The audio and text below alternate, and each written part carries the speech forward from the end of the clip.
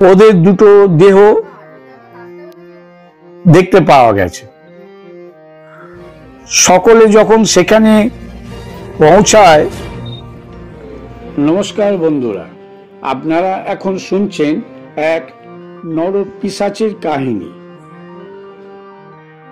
পিঙ্কির বিয়েটা খুব ভালোভাবেই হলো। পিঙ্কি আমাদের ভাইজির মতো বা আমাদের মেয়ের মতো। পিঙ্কির বাবা, আমরা একসাথে বড় হয়েছি, লেখাপড়া করেছি, প্রায় 10 ক্লাস অবধি আমরা একসাথে পড়েছি। ওদের বাড়িটা আমাদের বাড়ি থেকে সামান্য দূরে, একই পাড়ার হলে কি হবে, বাড়িটা একটু দূরে।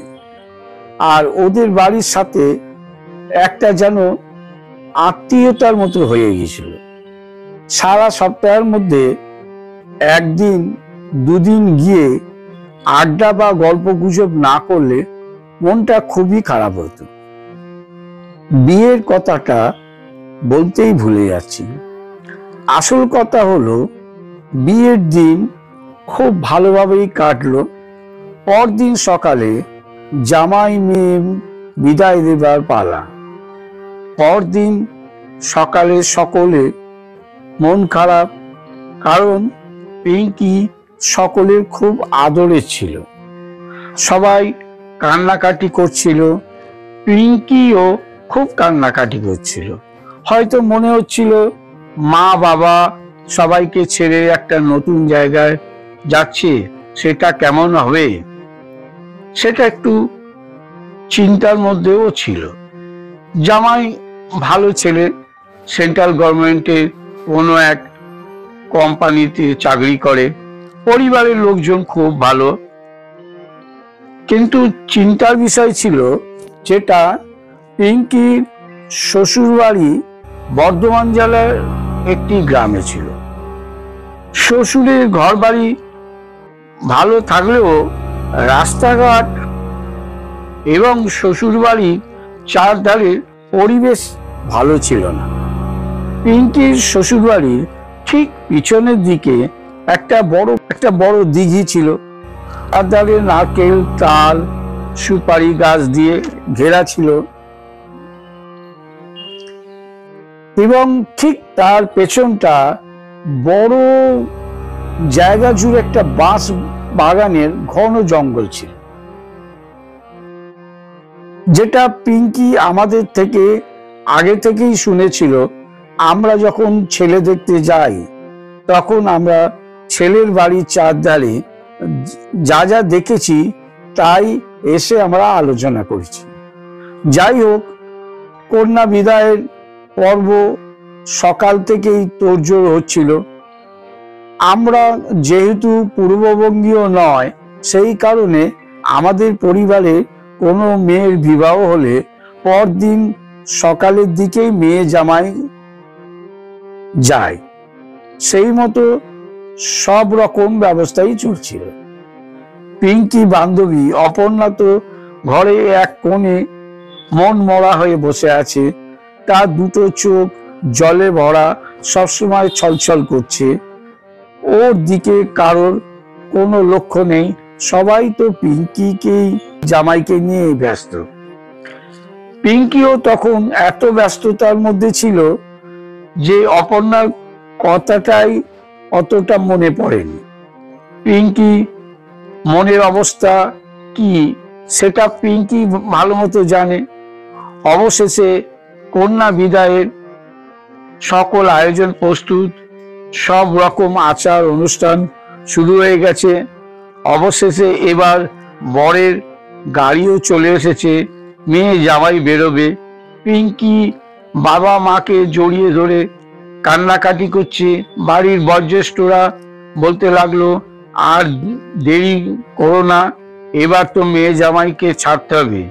ঠিক সেই সময় পিঙ্কি হঠাৎ তার বান্ধবীর কথা মনে পড়ে গেল। পিঙ্কি তখন তার মাকে জিজ্ঞাসা করলো, মা, অপর্ণা কোথায়? ওর মা তখন পিঙ্কিকে বলল, দাঁড়া দেখছি। ঘরের ভেতরে গিয়ে পিঙ্কির মা দেখলো অপর্ণা একটা ঘরে চুপচাপ বসে অঝরে কাঁদছে। পিঙ্কির মা আমাদের বৌদি হয়। বৌদি তখন অপর্ণাকে বলল, পিঙ্কি তোকে ডাকছে। অপর্ণা পিঙ্কির কাছে যখন গেল তখন দুজনে অঝরে কাঁদতে কাঁদতে দুজনকেই জড়িয়ে ধরল। বেশ কিছুক্ষণ এইভাবে চলার পর বাড়ির বড়রা বলল, দেরি হয়ে যাচ্ছে অপর্ণা, পিঙ্কিকে ছাড়। আরে আগামীকাল তো আমরা পিঙ্কির বাড়ি কন্যাযাত্রী যাব, তখন যতক্ষণ পারবি পিঙ্কিকে ধরে কাঁদবি। এই বলে সবাই হাসাহাসি করতে লাগলো। অবশেষে জল ভরা চোখে সকলে মিলে মেয়ে জামাইকে গাড়িতে তুলে দিল। মেয়ে জামাই যাবার পর পিঙ্কিদের ঘরটা যেন শূন্য হয়ে গেল। বিয়ের আগে আমরা যখন পিঙ্কিদের বাড়িতে যেতাম তখন পিঙ্কি ওর মা বাবার সাথে আমাদের সাথে গল্প গুজব করত। আমরা যখন পিঙ্কিদের বাড়িতে যেতাম তখন কখনো পিঙ্কির বাবার সাথে একলা বসে গল্প গুজব করিনি। ওই একসাথে সকলে মিলে পরিবারের সাথে কথাবার্তা গল্প গুজব করতাম। কিন্তু পিঙ্কি চলে যাবার পর সত্যি ঘরটা শূন্য হয়ে গেল। সকলের মনটা মরা। সবাই সব কাজকর্ম করছে কিন্তু সবাই প্রায় চুপচাপ। সেই হাসি কথাবার্তা কিছুই বলতে দেখতে পাচ্ছিলাম না। আমি মনে মনে ভাবলাম, এইভাবে চললে হবে না, এই নিস্তব্ধতা ও চুপচাপ কাটাতেই হবে। তাই আমি পিঙ্কির বাবাকে বললাম, বিমল, বৌদি কোথায়? বিমল তখন বলল, ওই ঘরে আছে, গিয়ে দেখ না। আমি তখন বিমলকে বললাম, দেখ, এখন চুপচাপ বসে থাকার সময় না, আগামীকাল তো কন্যাযাত্রী যেতে হবে, সব জোগাড়জান্তি করতে হবে। বিমল তখন আমাকে বলল, হ্যাঁ হ্যাঁ চল, রমার কাছে গিয়ে আলোচনা করি। পিঙ্কির মায়ের নাম রমা। পিঙ্কির মাকে আমরা রমা বৌদি বলতাম। এইবার যেন নিস্তব্ধতা কাটিয়ে আবার একটা ব্যস্ততা শুরু হয়ে গেল। আমি আর বিমল দুজনে গিয়ে রমা বৌদিকে গিয়ে বললাম, আরে চুপচাপ বসে বসে কাঁদলে হবে? আগামীকালের জন্য তৈরি হতে হবে না? রমা বৌদি তখন বলল, হ্যাঁ বলো কি করতে হবে। আমরা তখন রমা বৌদিকে বললাম, বাড়ির সকলকে ডাকো, সবাই মিলে একটা আলোচনা করে সিদ্ধান্ত নেওয়া হবে। বিমলের একই পরিবারে খুঁতুতো জাস্তুতো ভাইদের বউকে ডাকা হলো। বিমলের মা বৃদ্ধা হলেও বিমলের মাকেও আমাদের সঙ্গে রাখা হলো। সেই সময় থেকে কন্যাযাত্রী যাবার জন্য সব রকম তৈরি শুরু হয়ে গেল। এইভাবেই সারা দিনটা কেটে গেল। আমি আর বাড়ি না গিয়ে ওদের ওখানেই থেকে গেলাম। প্রায় সব রকম ব্যবস্থা করা হলো পরদিন যাবার জন্য। পরে রাত্রিতে বাড়ি চলে গেলাম। পরদিন সকালবেলায় আবার ওদের বাড়িতে চলে আসলাম। পিঙ্কিদের বাড়িতে আসার পর সকলকে নিয়ে কন্যাযাত্রীর তত্ত্ব সাজানোর পালা শুরু হয়ে গেল। পরিবারে যে যেটা তত্ত্ব সাজানোর জন্য সাহায্য করতে পারবে তাদেরকে দিয়েই সকালবেলা থেকে দুপুরের মধ্যে সব তত্ত্ব তৈরি করে নেওয়া হলো। মাঝে কেবল খাবার জন্য 8 ঘন্টা 45 মিনিট আমরা সময় নিয়েছিলাম, কারণ দেরি করলে তত্ত্ব সাজাতে আরো দেরি হয়ে যাবে। কন্যাযাত্রীর বাস চলে এসেছে অনেক আগেই। সবার এখন তৈরি হওয়ার পালা। আমি ওই ফাঁকে বাড়ি গিয়ে জামা কাপড় পরে তৈরি হয়ে আসলাম। গাড়ির ছাড়বার সময় ছিল দুপুর 3টে। ঠিক যথাসময়ে গাড়ি ছাড়া হলো, কারণ বর্ধমান অনেকটাই রাস্তা। বাসে গেলে কি হবে, বাস তো আর গ্রামের ভিতর ঢুকবে না। ওখানকার একটা স্কুলের মাঠে গিয়ে বাস দাঁড়াবে। সেখান থেকে প্রায় আবার 1 থেকে 1.5 কিলোমিটার রাস্তা পায়ে হেঁটে যেতে হবে। বাস চলতে থাকলো। বাসের মধ্যে মেয়েদের সংখ্যা বেশি, মহিলারাও আছেন। আমরা 10-12 জন পুরুষ মানুষ, বাকি সব বাচ্চা 12-13 জন 16 থেকে 18 বছর বয়সী যুবক। সবাই আত্মীয় বা পাড়া ছেলের মধ্যে পড়ে। বাসের মধ্যে গল্প গুজব চলছে, সবার খুব ভালো লাগছে। বাসে দুপুর থেকে সন্ধ্যা হয়ে গেল। প্রায় রাত 8টার সময় বাস গিয়ে দাঁড়ালো কোনো এক স্কুলের মাঠে। বরপক্ষের একজন দুপুরের মধ্যেই পিঙ্কিদের বাড়িতে চলে এসেছিল আমাদের গাইড করে নিয়ে যাওয়ার জন্য। আমরা তো সেই স্কুলের মাঠে গিয়ে যখন পৌঁছলাম তখন প্রায় রাত 9টা। সেই দিনটা ছিল পূর্ণিমা, আর জ্যোৎস্নার আলোয় আমাদের বিশেষ কিছু অসুবিধা হয়নি। এবার হাঁটবার পালা। আগে থেকে বরপক্ষ লোকেরা হ্যাচাক, লন্ঠন, টর্চ নিয়ে উপস্থিত ছিল আমাদের গন্তব্যস্থলে নিয়ে যাওয়ার জন্য।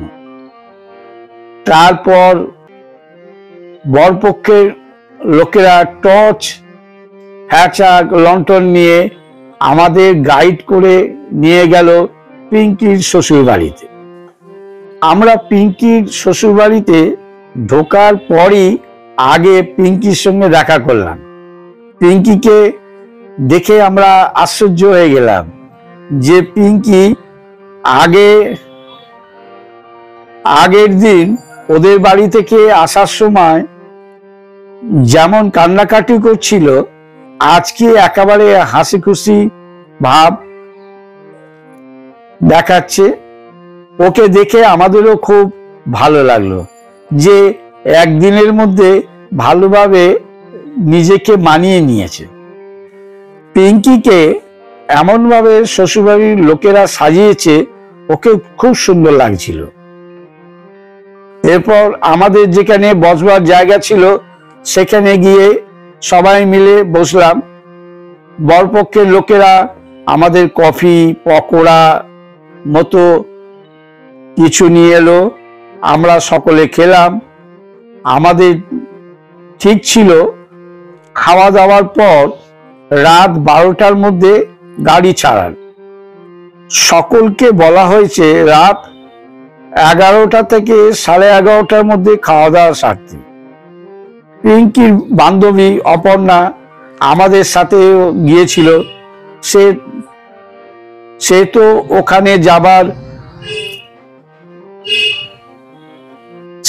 ওখানে যাবার পর থেকেই পিঙ্কির কাজ ছাড়েনি। আমরাও সবাই সবার মতো আছি। কিছুক্ষণ পর আমাদের খাওয়ার ডাক পড়লে সবাই একসঙ্গে যে যার মতো খাওয়ার জায়গায় উপস্থিত হয়ে খেতে বসে গেলাম। খাওয়া দাওয়া চলাকালীন হঠাৎ আমাদের নজরে পড়ল পিঙ্কি বান্ধবী অপর্ণা আর সুমিতা বলে একটা মেয়ে নেই। আমরা ভাবলাম ওরা দুজন হয়তো পিঙ্কির কাছেই আছে, আমরা ওদের ডাকার জন্য লোক পাঠালাম। কিন্তু অপর্ণা ও সুমিতাকে পাওয়া গেল না।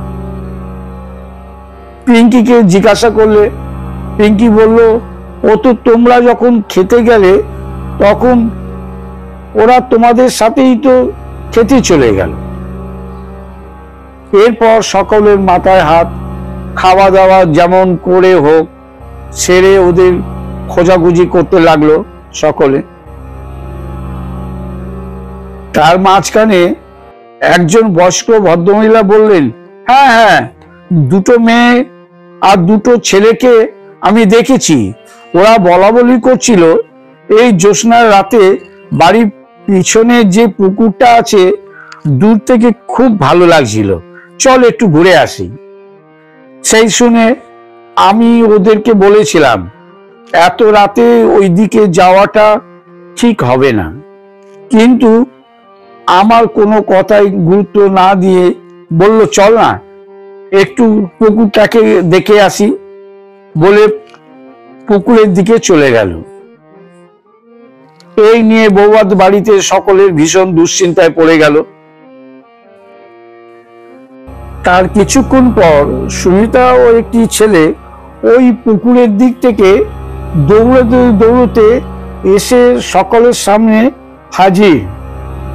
ওরা কাঁদতে কাঁদতে বলতে লাগলো, অপর্ণা ও অপর্ণার সঙ্গে থাকা ছেলেটিকে একটা বিশাল চেহারা দানবের মতো ছায়ামূর্তি ওদের দুজনকে টানতে টানতে ওই বাঁশবাগানের জঙ্গলের মধ্যে নিয়ে চলে গেছে।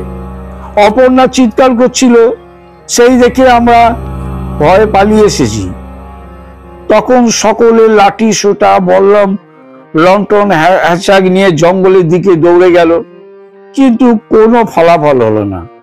অপর্ণা বা অপর্ণার সঙ্গে থাকা ছেলেটির বা ওই দানব চেহারা কিছুই দেখতে পাওয়া গেল না।